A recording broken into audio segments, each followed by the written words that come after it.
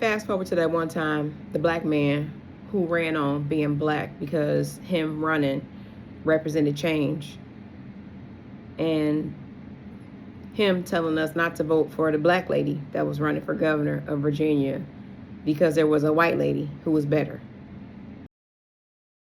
House offers up a fresh batch of lawlessness and recklessness and mean-spiritedness and Abigail Spanberger. Abigail Spanberger is Virginia's new governor, new Democratic leader, who won the election over, I forget her name. I forget who the woman that ran against her, who was a black lady, won election. One of her first executive actions as governor of Virginia was to introduce, or actually sign bill HR 863, House Bill, Virginia House Bill 863, which is aimed at eliminating mandatory minimum prison sentences for certain criminal offenses. Now, in the black community, once you hear mandatory minimum, we like, oh, yeah, great, right? Because we know that the African American community was ravished by some of Joe Biden's legislative work as it relates to the African American, or his work around mandatory minimums and laws around stuff. Okay. Anyway, that was one of her first priorities, was to deal with mandatory minimums. Now, here's the challenge. Because that's a hot button topic for African Americans, we are like, oh, yeah, that's great. However, right, this mandatory minimum is looking at, or is geared toward, the reduction in at least these two crimes: sexual assault and child pornography. So the priority for Virginia, for the governor of Virginia, and this bill was introduced by Ray Cousins, who appears to be a woman of color, introducing a bill about mandatory minimums because, again, we black.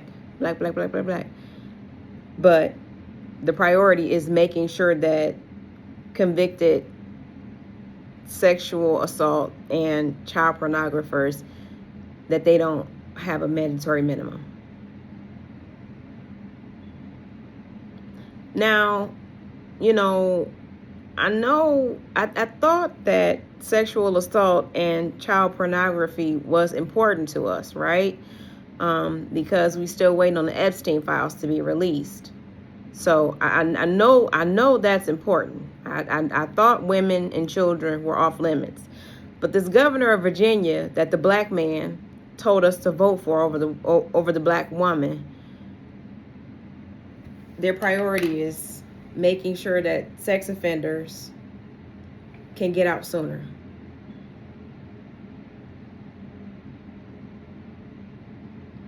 Help me with that. Help me with how that, I don't want to say makes sense, because if it passes through the House and it passes through, and it's stamped into law, guess what?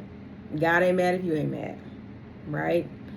But it's amazing to me the things that our leaders want us to give the green light to.